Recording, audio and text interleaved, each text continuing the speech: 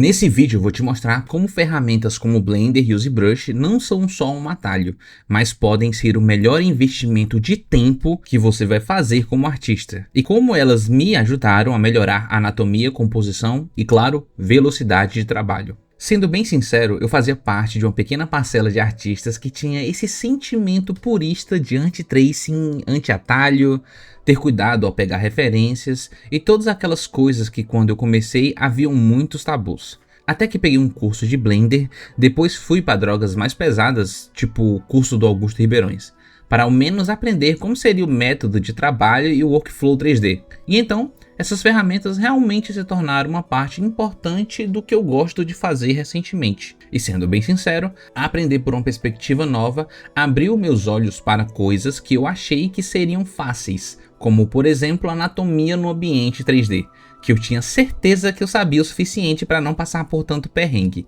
E obviamente, transcrever o que eu sabia no 2D para o 3D foi uma parte muito complicada do aprendizado. Primeiro vamos falar enquanto artista. Como essas ferramentas podem te ajudar? Primeiro falando sobre o Blender, que foi o primeiro programa que eu peguei para aprender lá atrás. Sendo ele uma plataforma gratuita, você pode literalmente baixar agora e pegar tutoriais do YouTube para aprender. E com ele você já pode testar a perspectiva e iluminação de diversas cores. Fora que tem um sistema relativamente robusto de texturização. E você pode criar blocos para fazer thumbnails para facilitar o processo de composição. Se eu não me engano, o Marco Álvares tem um curso para membros que vai te ensinar pelo menos o básico. Pausando aqui para falar algo que provavelmente você já ouviu. Lembre-se que o Blender, o ZBrush, Marvelous, etc. não vão fazer todo o trabalho para você. Se você não entende composição, luz e sombra ou perspectiva, não vai ser o Blender que vai te entregar o caminho todo traçado. Eu achava isso, até colocar o Blender dentro da minha pipeline. O Blender, boa parte do tempo, era irrelevante na minha capacidade de criar um cenário, porque eu não sabia fazer um environment, e mesmo copiando e colando assets prontos, eu não consegui fazer nada além do medíocre. Pense no Blender como uma maquete igual aquelas que o James Gurney fazia para pintar Dinotopia.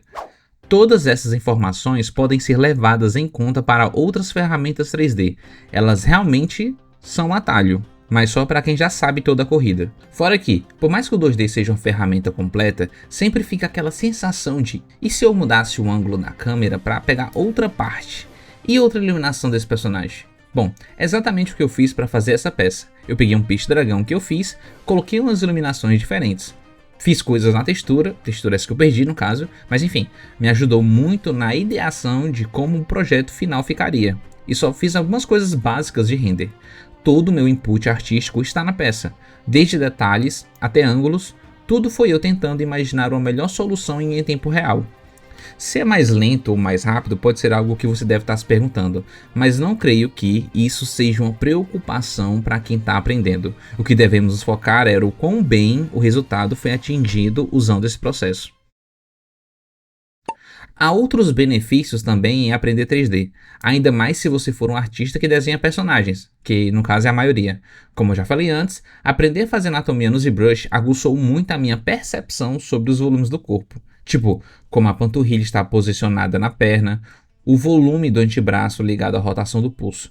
E sobre o infame esternocleidomastoide, que é a caçamba do músculo que faz a nossa cabeça inclinar ou rotacionar. E sim, ele é um músculo que poucas vezes damos atenção quando desenhamos, mas para fazer ele funcionar no ZBrush foi uma tortura. Eu posso garantir que quando você passar pela fase inicial de aprender a controlar o ZBrush, o processo de criação começa a ser muito mais imaginativo. A modelagem, principalmente no início, é realmente muito complexa, mas vai te fazer ter uma compreensão muito maior sobre como você lida com a anatomia humana. Outro fundamento que também acho que fica mais fácil de perceber problemas é o pequeno, médio e grande, ou seja, proporção.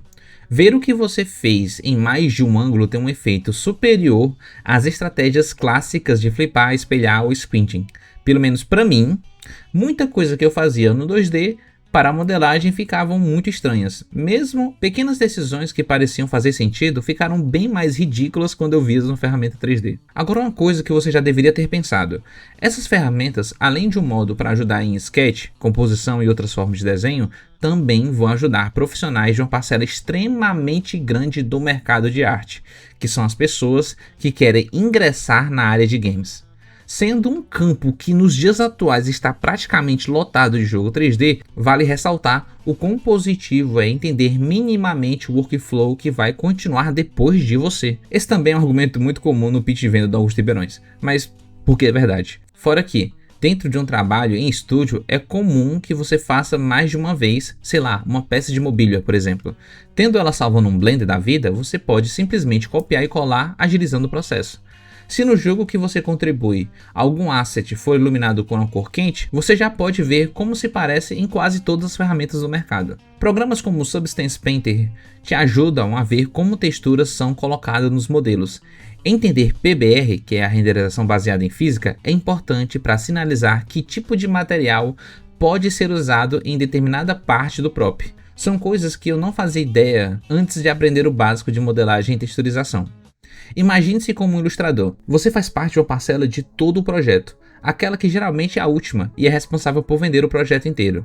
Se você for um concept art e ilustrador, quer dizer que você está ainda mais inserido no projeto como um todo. Contudo, com ao menos o básico de programas de modelagem, você vai poder se tornar um profissional que vai participar de uma parcela maior do projeto, se tornando ainda mais necessário. E nem estou falando para você aprender retopologia e essas outras coisas mais técnicas do 3D, mas ao menos você vai ajudar outros profissionais dando dicas mais apuradas do que você pensou, melhorando a sinergia entre o processo e ajudando a evitar gargalos. E falando da parte técnica, o 3D tem uma curva de aprendizado muito íngreme, e isso é um ponto negativo. Você vai passar grande parte do tempo tentando aprender a utilizar o programa. É fato. Aprender as partes chatas do fundamento de desenho ainda é mais legal do que aprender a operar um programa como esses.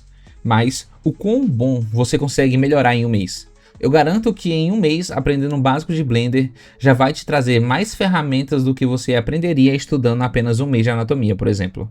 Se você está aqui, provavelmente já deve ter ouvido que estudar os fundamentos do desenho é algo que você vai fazer por toda a vida. Então, um mês estudando Blender ou 3 meses que seja estudando a ferramenta de ZBrush ou ferramentas 3D como um todo, não vai atrapalhar a sua carreira como desenhista. E não só isso, certamente durante seus estudos, você vai acabar sentindo uma vontade de voltar para o 2D. E não tem nada de errado com isso. Você pode mesclar o que acabou de aprender com o seu novo desenho para postar no Instagram.